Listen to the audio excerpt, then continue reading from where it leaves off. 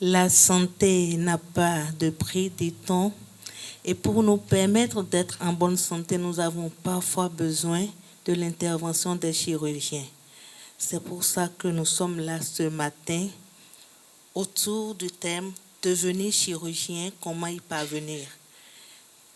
Bienvenue à vous, chers amis, à cette belle activité organisée par l'ONG Béné Excellence avec l'appui de la Fondation Vallée pour nous orienter afin que nous puissions faire des choix, de bons choix sur le plan professionnel.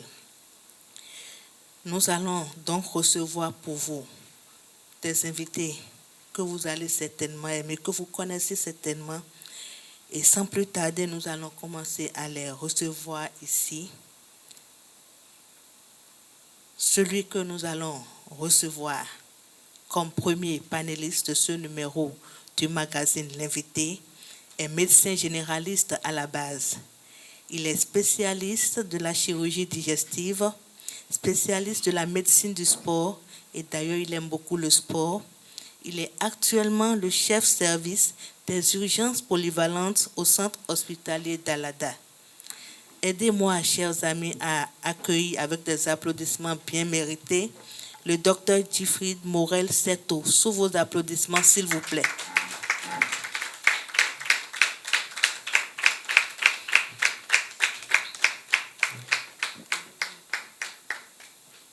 Bonjour, docteur.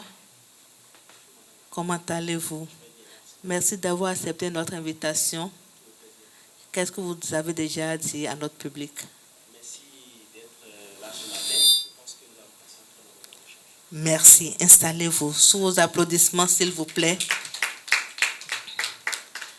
Un médecin peut en cacher un autre.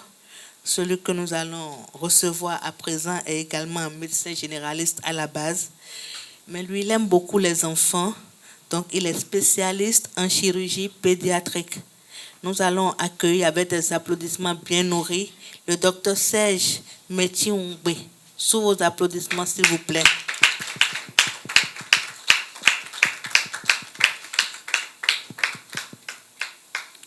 Bonjour, docteur. Oui, bonjour, madame. Bonjour. Merci d'avoir accepté notre invitation. C'est moi qui vous remercie. Un mot. Merci, je pense qu'on va passer aussi un très bon moment. Merci. Merci. Installez-vous. Alors, celui que nous allons recevoir à présent, je n'ai pas besoin de le présenter, mais je vais quand même faire l'exercice. Un papa, un tonton que nous aimons beaucoup, un doyen de la médecine. Alors, il est médecin chirurgien, directeur général de la médecine hospitalière et des explorations diagnostiques au ministère de la Santé. Enseignant à la FSS, il est praticien hospitalo-universitaire au CHD Ouémé Plateau. Il aime beaucoup le sport et le chant. Nous allons accueillir avec des applaudissements bien nourris ce grand amoureux du sport et du chant, le professeur Francis Tossou. Sous vos applaudissements, s'il vous plaît.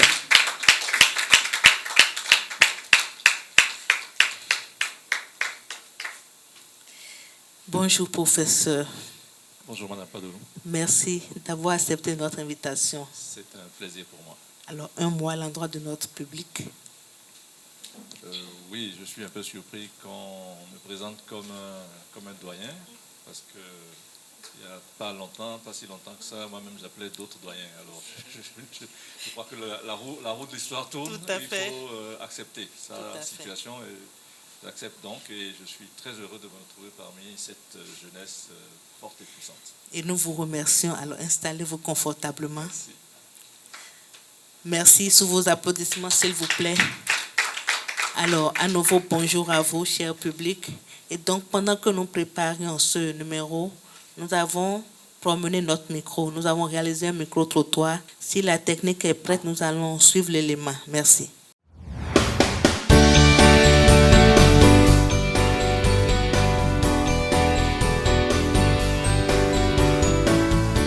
Pour moi, le chirurgien, c'est quelqu'un qui fait des opérations sur le corps humain, qui opère, c'est-à-dire fait des auscultations et travaille sur un organe afin de le réparer. C'est un métier qui consiste à travailler au fait sur le corps. Des médecins qui travaillent sur le corps. D'habitude, quand il y a un problème physique, genre, eux, ils arrangent ça. Mais je ne veux pas désigner pas mes dentistes parmi les chirurgiens, c'est différent, je crois.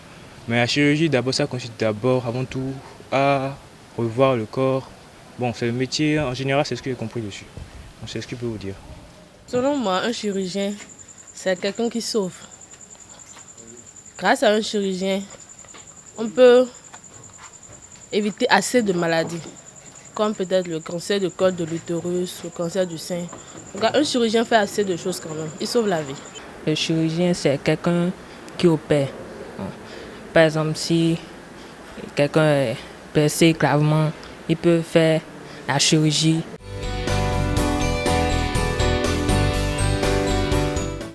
La chirurgie au Bénin, on ne peut pas dire que ce n'est pas vraiment développé. C'est juste qu'on n'a pas les moyens nécessaires pour pouvoir atteindre nos objectifs. La chirurgie au Bénin, bon, je ne saurais dire grand-chose, mais je sais qu'il y a des chirurgiens, j'ai des amis qui sont en train de suivre la formation au Bénin. En termes d'équipement, je ne sais pas si le Bénin est vraiment en avance, mais je pense que l'hôpital de zone qui est en train d'être fait un grand pas pour le développement de la chirurgie au Bénin. Particulièrement au Bénin, ce métier est un métier qui est banalisé. Donc ce n'est pas un métier qui est vraiment pris en compte comme ça se doit. Donc c'est un métier qui est vraiment banalisé et puis ça cause assez de dégâts. Et chez nous, par exemple, nous faisons des épisotomies, c'est-à-dire on coupe la femme lorsqu'on voit que l'enfant ne pourra pas sortir normalement. Donc, nous les sages-femmes, on essaie de faire de notre mieux.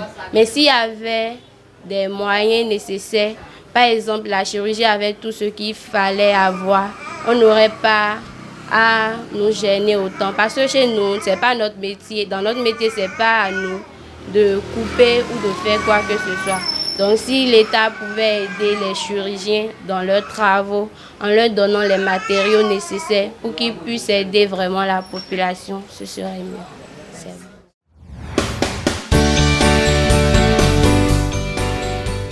Voilà ce que les uns et les autres pensent de la chirurgie. Qu'en dites-vous, s'il vous plaît? Nous allons commencer par le docteur Serge. Merci madame. J'ai suivi avec beaucoup d'intérêt ce que la population en général, et je pense que dans l'élément qui est passé, il y a quand même un ou deux professionnels de la santé.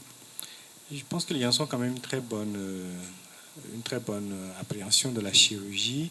Il y a beaucoup de choses qui sont justes, mais on donnera quand même assez de précision au cours. Tout à l'heure. Oui. Merci à vous. Alors, docteur Morel.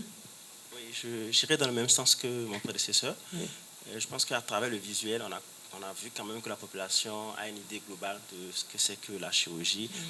Donc, je vais compléter en disant la chirurgie, c'est cette branche de la médecine qui va utiliser qui va s'aider d'interventions, soit manuelles, soit instrumentales, pour pouvoir diagnostiquer, traiter une maladie. Et de plus en plus aujourd'hui, pour pouvoir modifier l'apparence. Je veux parler en termes d'esthétique, de plus en plus il y a de la chirurgie esthétique. Donc, globalement, voilà un peu ce que je peux dire quand on parle de la chirurgie. Merci à vous. Alors, professeur. Oui, pour ce qu'ont dit ceux qui ont fait le radio de trottoir, ils ont raison pour leur niveau d'information. Mais il faudra compléter et être plus précis. La chirurgie, ce n'est pas que faire des opérations. Avant d'en arriver là, il y a un certain nombre d'étapes qu'il faut parcourir pour le diagnostic et ensuite prescrire l'intervention chirurgicale qui doit avoir lieu avant de la poser. Alors, partant de là, je reste avec vous. Qu'est-ce que la chirurgie, professeur? Étymologiquement, la chirurgie vient du mot grec. Le mot chirurgie vient d'un mot grec, kérogia, kéir pour la main et ergon pour le travail. Donc en fait, le chirurgien, c'est quelqu'un qui est censé travailler avec la main. C'était la première définition. Mais on sait aujourd'hui qu'on peut placer la chirurgie en deux parties, disons. Une partie dite petite chirurgie qu'on peut réaliser avec, très simplement en ambulatoire, sous anesthésie locale, donc de petits gestes comme traiter une plaie, une brûlure, inciser un abcès. Donc c'est pas petite chirurgie, mais ce n'est pas affaire par de petits chirurgiens. Et puis il y a la chirurgie proprement dite qui a besoin de matériel plutôt lourd. Donc en fait, comme l'a dit Jeffy tout à l'heure, c'est qu'il faut des instruments pour inciser, recoudre, remplacer, arranger les organes au niveau de l'organisme. On peut dire que c'est de l'art. Ah oui, on peut dire ça. Merci à vous. Alors, docteur Morel, c'est qui le chirurgien? Il va sans dire que le chirurgien, c'est ce médecin spécialisé dans le domaine de la chirurgie, tout simplement. Tout simplement. Docteur Serge? Oui, effectivement, le chirurgien, d'abord, il est un médecin. Ensuite, il a fait une spécialisation qu'on appelle la chirurgie. Maintenant, il y a différents types de chirurgie. Donc, il s'est spécialisé et il opère. Donc, il fait d'abord le diagnostic, il indique ou non la chirurgie, il fait cette chirurgie si nécessaire et ensuite il suit le patient pour voir s'il y a des complications. Il suit ce patient pendant longtemps si nécessaire. Et effectivement, donc voilà le chirurgien, ce qu'il fait de façon globale. Alors, ça veut dire que le chirurgien a 3 rôles importants, principaux à jouer. D'abord, il opère, ou bien avant l'opération, il indique s'il faut ou non la chirurgie, c'est ça? D'abord, il pose le diagnostic. Il consulte le patient. C'est la première étape. Voilà, donc le patient vient le voir pour des plaintes données, pour des situations données, des pathologies données. Et lui fait la consultation en bonne et due forme, il examine, s'il a besoin de bilan complémentaire, il demande, et dès qu'il a ces bilans et tout ce qu'il faut, à l'issue donc de ce bilan, il aura un diagnostic, et donc c'est à partir de ce diagnostic qu'il indique s'il faut opérer véritablement ou pas, quels sont les moyens les plus appropriés pour ce patient bien spécifique, dont le contexte est vraiment spécifique. Une fois qu'il a spécifié cela maintenant et que le patient a réuni tout ce qu'il faut, les conditions sont réunies. Donc c'est aussi un élément important parce qu'il n'est pas le seul à intervenir. Il y a l'anesthésiste, il y a l'infirmier du bloc opératoire, il y a l'aide-soignant. Il peut faire appel à d'autres spécialistes. Donc en tout cas, il est à la tête d'une équipe qui l'organise et l'intervention doit être donc assurée. Et une fois que l'intervention est assurée, maintenant il indique ce qu'il faut faire après l'intervention, donc le post-opératoire, tous les soins qu'il faut, quand est-ce que le patient doit sortir, quand est-ce que le patient doit manger, tout un tas de choses qu'il doit indiquer. Après cela, ce n'est pas terminé. La surveillance, c'est un élément vraiment indispensable dans le rôle du chirurgien, dans la responsabilité du chirurgien. Il surveille attentivement, parce que s'il y a des complications, c'est à lui de les prendre en charge. Et puis enfin, il fait un suivi à long terme. Merci. Alors, professeur, vous êtes enseignant. Dites-nous, comment peut-on devenir chirurgien? Il faut combien d'années d'études pour devenir chirurgien? Bien sûr, comme pour plusieurs disciplines ou matières ou spécialités ou professions, il faut beaucoup d'années d'études. Mais ici, tout commence par le baccalauréat déjà. Il faut avoir son baccalauréat et à partir de là, entreprendre des études de médecine générale. Et ici au Bénin, on est appelé à finir ces études de médecine générale. Elles durent 7 ans chez nous. Et ensuite à entreprendre les études de chirurgie. Quand on parle de chirurgie, bien sûr, il y a des spécialités en fonction des organes auxquels on est appelé à toucher. Des organes qu'on est appelé à toucher. Donc on a la chirurgie traumatologique, la chirurgie viscérale, la chirurgie générale, la neurochirurgie. Et donc en fonction de ces spécialités-là, on fait, après le doctorat en médecine, on fait 4 ou 5 ans. Merci à vous, professeur. Nous avons déjà commencé, le professeur a commencé du moins à parler des spécialités en chirurgie. Alors, docteur Morel, quelle est votre spécialité? Est-ce que vous pouvez nous en parler en quelques minutes? Quelle est la particularité de votre spécialité? Ma spécialité, c'est la chirurgie générale. Et la particularité, je dirais, c'est une chirurgie polyvalente. Parce qu'au cours de la formation, nous parcourons différents domaines chirurgicaux. Donc, nous sommes amenés à faire des stages en traumatologie, en chirurgie pédiatrique, en chirurgie urologique, en gynécologie également. Ce qui fait qu'au thème de la formation, nous sommes habilités à travailler dans des services d'urgence. D'accord, merci à vous. Alors, docteur Serge? Moi, je fais de la chirurgie pédiatrique. Bien sûr. C'est un domaine... Pour n'opérer que les enfants, c'est ça? Oui. C'est un domaine qui est passionnant parce que nous travaillons sur les enfants. C'est vrai, les autres chirurgies sont passionnantes aussi, mais imaginez un enfant qui naît aujourd'hui sur lequel il faut intervenir, opérer. Donc, voilà, c'est ce domaine-là que moi j'aborde. Donc, dans ce domaine, effectivement, pour le moment, c'est encore de la chirurgie pédiatrique, je dirais un peu générale, parce qu'on fait de la viscérale pédiatrique, de la traumato-pédiatrique, de l'orthopédie pédiatrique, de l'urologie pédiatrique. Moi, particulièrement, j'affectionne l'urologie pédiatrique, la viscérale pédiatrique. Merci. Alors, professeur, je suis à vous. Quelle est la particularité du professeur, la spécialité, et pourquoi avoir fait ce choix également?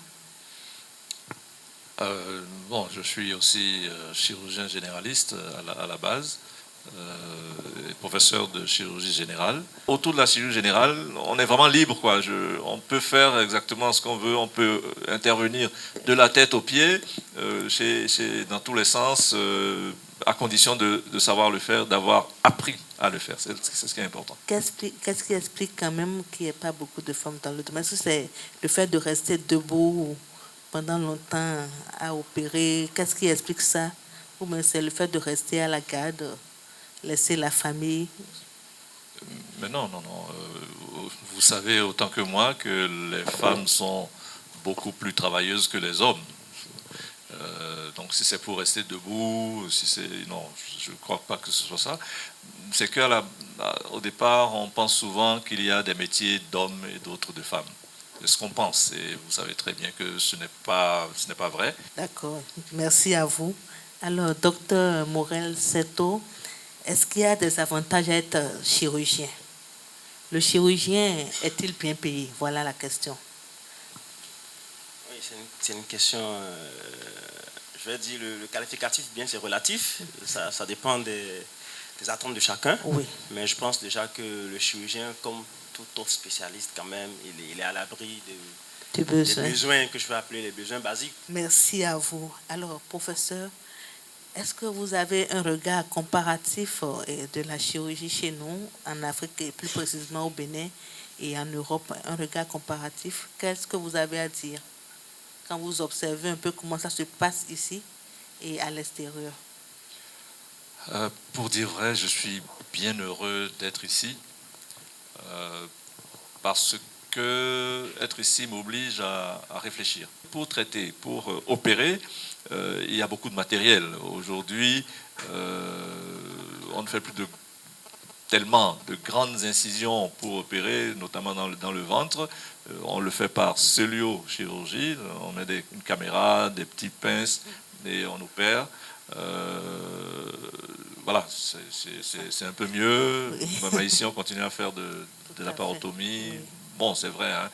De plus en plus, les jeunes vont et viennent avec la technologie. Ils ne demandent qu'à être équipés pour pouvoir procéder à des actes pointus. Et ça a commencé déjà. Il y en a à Porto Novo, d'un appareil de cellulio-chirurgie. Il y en aura au centre hospitalier international de Calavi avant la fin de l'année. Il y en a aussi à NHU également dans certains domaines. Donc, ça vient progressivement. Nous nous modernisons et je suis bien content d'être resté pour participer à cette modernisation de la chirurgie chez nous. C'est important. Merci à vous et merci pour tout ce que vous faites également pour quand même l'avancée des choses dans notre pays. Bien sûr, si vous permettez, je voudrais compléter quelques éléments qui font la différence entre la chirurgie ici et la chirurgie en Europe. J'espère qu'on trouvera la solution très prochainement. Alors, en Europe, ce qui est très facile pour les gens, c'est que Le patient vient, tu n'as pas réfléchi à ses moyens, les moyens dont il dispose, ou les moyens dont toi tu disposes forcément pour pouvoir le prendre en charge. Parce qu'il y a la sécurité sociale qui est là, tu peux demander tous les bilans qu'il faut pour lui, tu vas les avoir et ceci très très rapidement. Mais ici, quand tu vois un patient, tu dois d'abord s'assurer qu'il a les moyens de pouvoir faire rien que les bilans, de pouvoir aller à l'intervention. Il y a des tas de patients qu'on voit, notamment chez les enfants, des tas de patients qu'on voit. On pose le diagnostic, on arrive à poser le diagnostic finalement, on indique une intervention chirurgicale à faire et par manque de moyens financiers, justement, l'intervention ne se fera pas. Même si c'est indispensable, franchement, ça ne se fait pas. Donc, il y a cet aspect financier. Et là, je vais, comme le professeur Doussou est là, il fait partie, il est au ministère. Et donc, on voudrait bien que l'assurance maladie universelle soit mise en place et que tout le monde puisse avoir véritablement accès très facilement à la chirurgie si nécessaire. Ce n'est pas qu'on en abusera, mais c'est si vraiment c'est indispensable. Merci. Je pense que le professeur a entendu. Oui, les choses sont en place, les choses sont en cours. Par le biais de toute façon, c'est même obligatoire maintenant. Il y a l'assurance maladie obligatoire qui a été votée qui est dans une loi votée par les députés en 2021. Ça fait déjà 3 ans que toute personne résidant au Bénin est obligée d'avoir une assurance maladie. Et donc, si nous n'avons pas d'assurance maladie, nous sommes sous le coup de la loi. Et tout employeur a l'obligation d'assurer son personnel à ses frais. C'est ce qui est écrit dans la loi. C'est la loi 2020-37 du 3 février 2021. Donc vous pourrez, c'est sur le site du gouvernement, c'est à libre accès. Assurance maladie obligatoire pour tout le monde. Donc c'est une façon de prendre le problème. Pour le résoudre, on sait très bien que ça va mettre du temps. Mais la loi est déjà là et il faut faire en sorte de se conformer à la loi autant que faire se peut. Merci à vous, professeur. Nous sommes pratiquement à la fin de cette toute première partie. Nous allons déjà faire un tour vers M. Morel. Dites-nous, docteur, vous avez peut-être un jeune frère, une jeune sœur qui est prêt à entrer dans le domaine. Est-ce que vous pouvez lui donner, qu'est-ce que vous pouvez lui donner comme conseil déjà? Alors, la première question que je vais lui poser, c'est de savoir si vraiment il est motivé.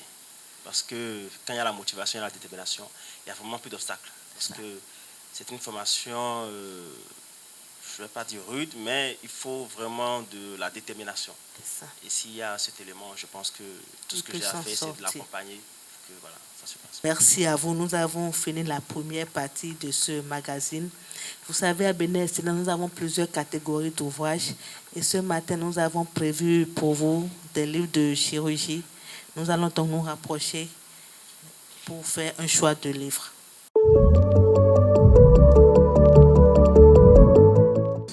Salut l'ami, comment ça va? Bienvenue à Bénin Excellence. On a des livres, fais de vos choix pour peaufiner tes compétences. On a des livres de la culture, de la jeunesse et de la science. T'inquiète pas, tout est gratuit grâce à Bénin Excellence. Mon ami, faut pas t'oublier nos laboratoires de langue où tu pourras bien parler anglais, espagnol et allemand. Tu peux surfer sur nos wifi de Godomé à Calavi. Alors, le temps que nos panélistes se préparent pour l'exercice, et qu'on revienne dans 5 minutes, nous allons inviter ici M.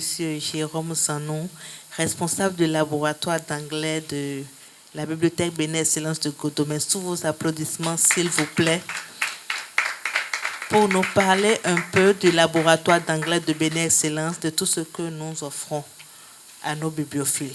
Professeur, bonjour. Bonjour Madame Padou. Comment allez-vous? Très bien, vous? Merci, ça va. Merci. Alors, parlez-nous un peu du laboratoire d'anglais, comment ça fonctionne, comment ça se passe, et voilà. Merci. Merci beaucoup.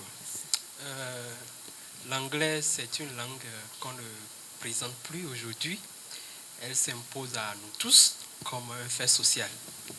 Et c'est dans cette optique d'idée que la Fondation Vallée, sous l'égide de la Fondation de France, en partenariat avec l'ONG Bénin-Excellence, ont construit 2 laboratoires d'anglais. Un sur le site de Godomin et un autre sur le site de Calavi, qui, pour aider tout le monde, tous ceux qui aspirent à atteindre l'objectif de langue, à se préparer et à apprendre. Le laboratoire accueille toutes les tranches d'âge. Nous avons 3 vagues de cours par an. 3 vagues de cours par an. Actuellement, nous sommes dans la 2e vague de cours. Et les cours c'est des cours communicationnels. Nous mettons à parler directement. Parce que personne n'a le niveau nul en anglais au Bénin. Lorsque quelqu'un vient pour s'inscrire, il s'inscrit, on lui fait un test de niveau. Le test de niveau pour dire quoi? Qu'on ne met pas tout le monde ensemble.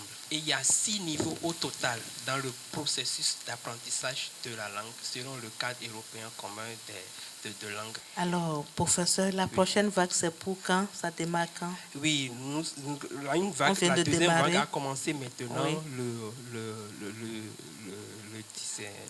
le 7 mai passé. Le 7 mai. Et ça finit le 10 août. Et les inscriptions pour la prochaine vague commencent le 12 août en même temps jusqu'au fin août. Et la 3e et la dernière vague de l'année commence en septembre. Et c'est une formation gratuite, naturellement? Gratuite, naturellement. Qui vient à Bénin-Excellence sait que c'est gratuit. Tout ce que donc nous faisons on n'a est plus gratuit. besoin d'en parler. Et c'est une formation qui dure sur 14 semaines. Dans 14 semaines, vous pouvez vous améliorer et avoir un bon niveau en anglais.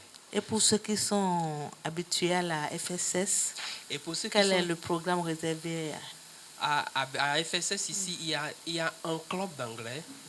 Et il y a un club d'anglais qui s'organise, qui se rassemble ici 2 fois par semaine, les lundis et les jeudis, histoire de toujours les aider. Les mouler dans la langue. Voilà. Et moi, je pense que le club est encore beaucoup mieux qu'un laboratoire. Un club est encore beaucoup mieux. Parce qu'un club, c'est un réseautage. Les choses qu'on dit, on dit 2 en 1. Le club, c'est 2 en 1. Mais avec le cours, ils ont les notions de grammaire. Le club est que nous sommes au Bénin et nous sommes dans un pays francophone. On n'a pas des gens avec qui parler. Mais lorsque vous venez au club, vous voyez des gens qui parlent mieux que vous. Vous voyez des gens qui parlent moins que vous. Et maintenant, les gens qui parlent mieux que vous dites, ah, ça c'est mon objectif, je veux parler comme lui, je veux parler comme lui, je veux parler comme lui. Et je commence à réseauter avec eux. Je commence à faire un cercle d'amis en anglais. Et c'est ça qui propulse rapidement. Alors, une dernière préoccupation, professeur, parlez-nous du programme spécial des enfants pour les vacances. Oui, les enfants de CI jusqu'en terminale, c'est vrai qu'en milieu, en moment académique, le temps académique, ils n'ont pas le temps de venir au laboratoire. Et donc, nous avons prévu un temps pour eux dans les vacances qui dure 2 mois, le mois de juillet et le mois de août, qui leur permet de s'initier à la langue. Lorsque vous initiez votre enfant à la langue anglaise aujourd'hui, et il ne perd pas le goût, il grandit avec le goût. Vous voyez, il grandit avec ça. Ça va changer. Et il va grandir avec l'anglais. Donc, juillet et août, nous accueillons tous les enfants de CI jusqu'en terminale pour leur donner le goût de l'anglais. Merci à vous, professeur. Nous allons le raccompagner sous des applaudissements bien mérités pour toutes ces belles explications. Merci à vous. Merci beaucoup. Alors, si nos panélistes sont prêts, nous allons commencer l'exercice. Docteur Serge, vous allez commencer. Ça vous inspire? Moi, j'ai choisi un livre. Est-ce que vous pouvez montrer à la caméra, s'il vous plaît? Ouais. J'ai choisi un livre en neurologie pédiatrique. C'est vrai que dans le lot, il y a un livre de chirurgie pédiatrique que je connaissais déjà. Donc je ne me suis plus accaparé de ça. Mais en chirurgie pédiatrique, comme je le disais tout à l'heure, moi, j'adore l'urologie pédiatrique. Actuellement, je fais beaucoup de valves, de résection de valves par justement endoscopie. Je fais beaucoup de choses par endoscopie du point de vue urologie. Donc, quand j'ai vu ce livre, ça m'a intéressé parce que ça intéresse l'urologie.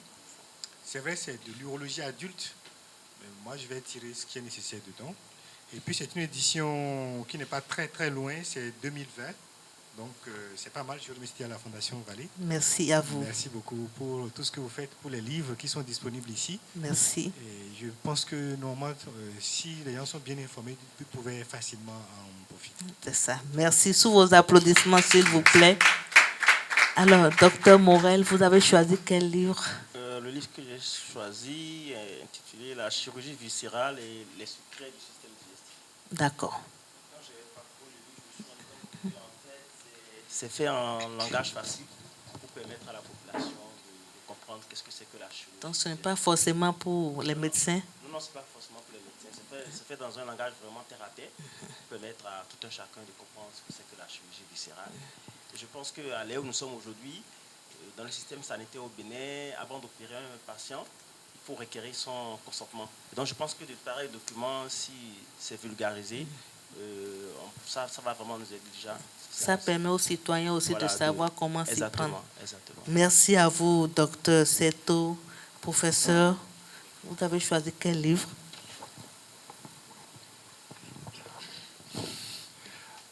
J'ai choisi un ouvrage à la hauteur de mon ancienneté dans le domaine de la chirurgie. Là, c'est 50 ans de pratique chirurgicale. Juste parce que, enfin, on peut dire que mon avenir est derrière, quoi. Bon, mais il me reste encore 20 avant d'atteindre les 50 ans. Pour le moment, j'ai fait juste une trentaine d'années de chirurgie. Et ce qui m'a passionné ici, c'est vraiment une histoire que l'auteur raconte. L'auteur raconte son histoire, comment il est venu à la chirurgie. Et très honnêtement, j'ai lu les premières lignes. Son histoire et la mienne se ressemblent un peu. Et très sincèrement, j'ai envie, dans 20 ans, peut-être moins, d'écrire mes 50 ans de pratique chirurgicale. Pourquoi pas? Et nous serons très contents de participer à ce moment. Ah oui, je sens que ça sera passionnant. Merci, papa. Alors, ils ont réussi l'exercice. Nous tendons déjà vers la troisième partie de cette activité, la partie que le public aime le plus. Nous allons prendre les questions, les préoccupations, les apports. Pourquoi pas? J'aimerais savoir si, pour nous qui sommes en deuxième année de médecine, quand on sera en cinquième année de médecine, est-ce que ce sera effectif de pouvoir déjà choisir une spécialité, passer ce concours-là? Et si on arrivait à réussir ce concours et être parmi ceux qui seront choisis, de pouvoir choisir la spécialité qu'on allait entreprendre déjà dès la sixième année? Oui, il faut déjà commencer à se préparer dès la deuxième année.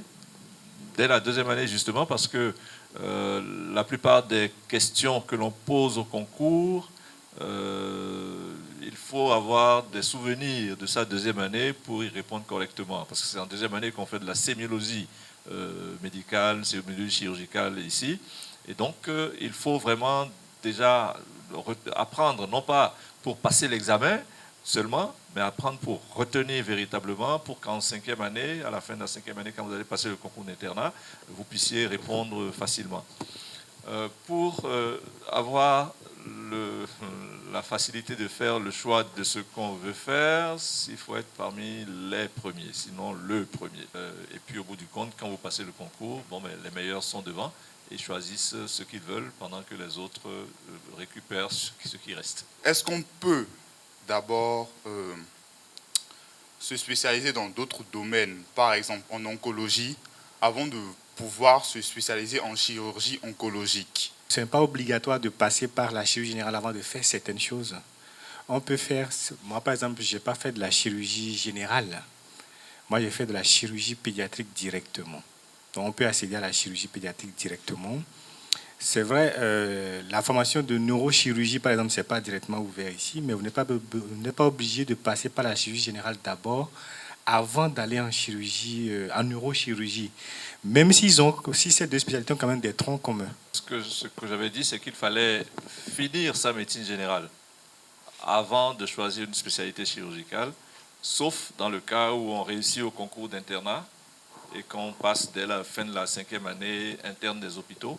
À ce moment, on n'est pas obligé d'avoir son doctorat en médecine avant d'être spécialiste. En lisant, j'ai entendu parler d'une pratique qu'on appelle l'euthanasie.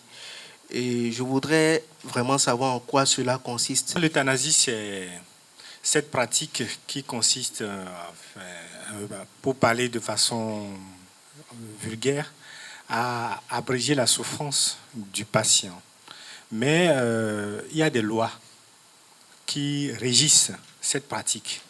Et au Bénin, cette pratique n'est pas autorisée. Ma deuxième question, c'est où est-ce que vous trouvez cette énergie, c'est-à-dire ce courage de pouvoir traiter des patients ayant des cas graves? Il faut aller puiser le courage dans les tréfonds de son ventre et essayer de faire ce qu'il faut pour réussir à sortir le patient d'affaire.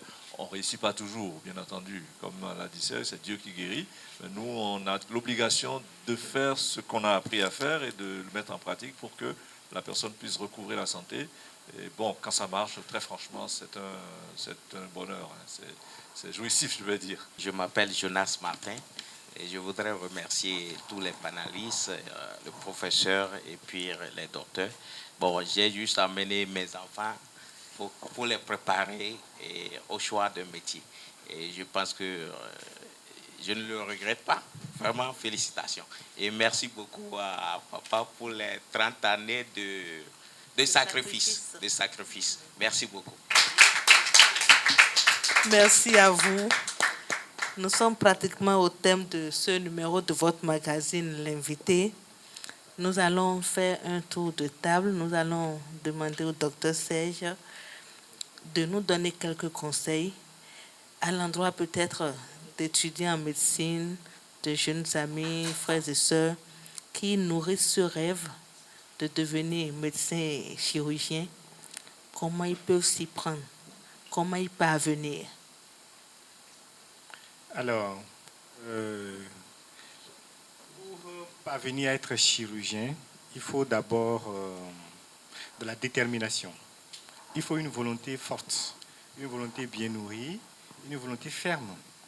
Et il faut beaucoup de rigueur, la rigueur dans le travail. Donc, c'est cette rigueur dans le travail qui va vous amener à passer progressivement toutes les épreuves qu'il faut jusqu'à arriver en 5e année.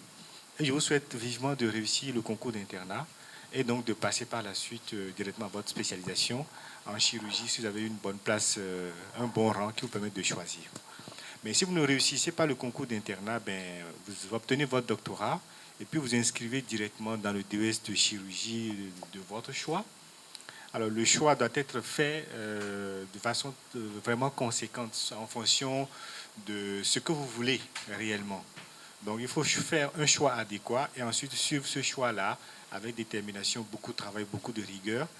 Et je dois dire que la chirurgie, ça ne prend pas compagnonnage. Il n'est pas superflu. Quand bien même vous êtes, par exemple, en 3e année, en 4e année, vous savez que la chirurgie, ça vous intéresse. Vous êtes en 2e année, vous savez que la chirurgie, ça vous intéresse. Que pendant les vacances, ça j'en ai eu, et qui sont aujourd'hui en train de faire de la chirurgie, qui déjà partis de la 2e année, pendant les vacances, viennent dans un service de chirurgie pour faire un stage, aller au bloc opératoire, voir comment ça se passe, venir dans le service, aller en consultation, voir comment ça se passe. Ça vous permet de vous imprégner déjà, de voir est-ce que véritablement cela vous intéresse. Merci à vous, docteur. Sous vos applaudissements, s'il vous plaît.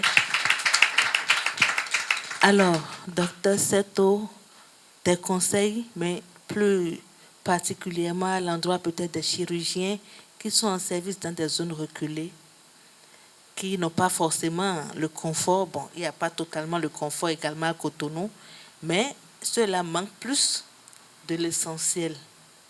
Alors, un mot à l'endroit de ceux-là.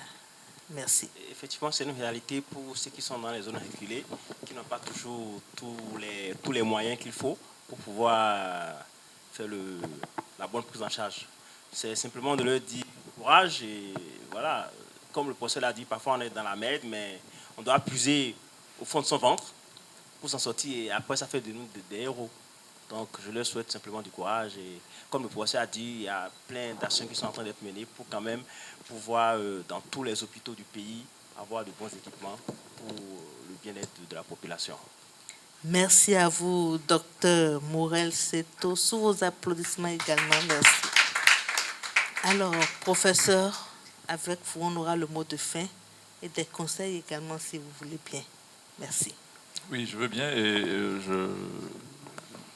je reviens vers le livre du docteur Jean-Yves de la Caffinière, 50 ans de pratique chirurgicale, et je retrouve à la page 18, au bas de la page, une phrase qui dit l'essentiel de ce qu'on a dit aujourd'hui.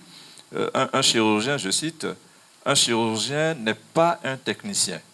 C'est avant tout un docteur en médecine qui pratique une variété de traitements parmi d'autres. » C'est important à savoir. Page 18, au bas de la page. La chirurgie, pour l'expliquer en 2 mots, c'est d'abord de la médecine. C'est un choix de diagnostic, un choix de traitement, et la chance, enfin la différence entre le chirurgien et les autres, c'est que le chirurgien il est physiquement présent pour apporter la solution directement sur le corps de la personne. Il faut aussi savoir que pour faire de la chirurgie, il faut quand même avoir un peu de culture générale. Il ne faut pas non plus rester coincé dans le bloc opératoire et penser que la vie s'arrête là. Il faut voir un peu à l'extérieur parce que c'est un tout. Ce qu'il faut, c'est vraiment de la passion, c'est important. Il faut avoir la vocation de faire ce métier. Ne pas s'arrêter à la première embûche. Je vous ai raconté l'histoire de mon premier bloc opératoire. Il faut résister et continuer dans ce qu'on a envie de faire. On a parlé tantôt des inconvénients sur le corps, parce qu'on reste debout longtemps. Même assis, ce n'est pas la bonne attitude non plus, parce que quand ça dure, ça crée des problèmes sur le corps humain. C'est pour cela qu'il faut qu'un chirurgien essaye de prévenir, de préparer ses vieux jours. Il faut faire du sport. Il faut faire du sport parce que le métier que nous faisons, c'est un métier très physique. Et pour cela, il faut que son cœur fonctionne bien, que les vaisseaux sanguins travaillent bien, que les articulations soient bien entraînées. Et comme ça, on tient bon, on résiste aux difficultés, aux maladies professionnelles éventuelles qui vont venir. Et donc, voilà 2-3 choses que je peux conseiller. Bien sûr, ce que vous savez, c'est qu'il faut étudier. Hein. On n'est pas chirurgien. Un fainéant n'est pas chirurgien. Tu ne peux pas. Donc, il faut vraiment être studieux. C'est pas compliqué. C'est relire ses cours. D'abord, suivre les cours pendant qu'on les fait et non parler à la copine ou au copain qui est à côté. Il faut, dès qu'on rentre, relire ses cours, compléter, parce que ça va souvent vite au point où on n'a pas le temps de tout écrire. Donc, vraiment comprendre le cours et être prêt déjà dès le lendemain à répondre à une éventuelle interrogation écrite, même si on n'a pas d'interrogation écrite véritablement en faculté de médecine. Donc voilà, il faut travailler. Voilà. Sous vos applaudissements, s'il vous plaît. Merci à vous, chers panélistes, chers invités. Merci à vous, professeurs, pour la disponibilité, le temps consacré. Merci pour le partage d'expériences également. Et nous espérons que cela va aider beaucoup de nos jeunes frères et sœurs qui sont en chemin également pour devenir chirurgiens. Nous le souhaitons vivement. Alors, nous sommes au thème de ce numéro de votre magazine préféré, l'invité. Devenir chirurgien, comment y parvenir? Avec nos éminents panélistes ce jour, nous avons débattu de ce thème très intéressant et j'espère que vous, cher public, vous avez également aimé. Alors, si vous avez aimé, applaudissez très fort pour vous-même. Merci à vous. Et donc, nous en profitons pour vous dire merci pour le temps consacré. Nous disons merci à nos panélistes pour la disponibilité. Merci pour la disponibilité. Merci à toute l'équipe de Bénin Excellence qui organise le magazine L'Invité. Merci particulièrement à l'équipe de la FSS qui nous accueille aujourd'hui. Merci à nos dirigeants de l'ONG Bénin Excellence et de la Fondation Vallée. Merci à chacun et à tous.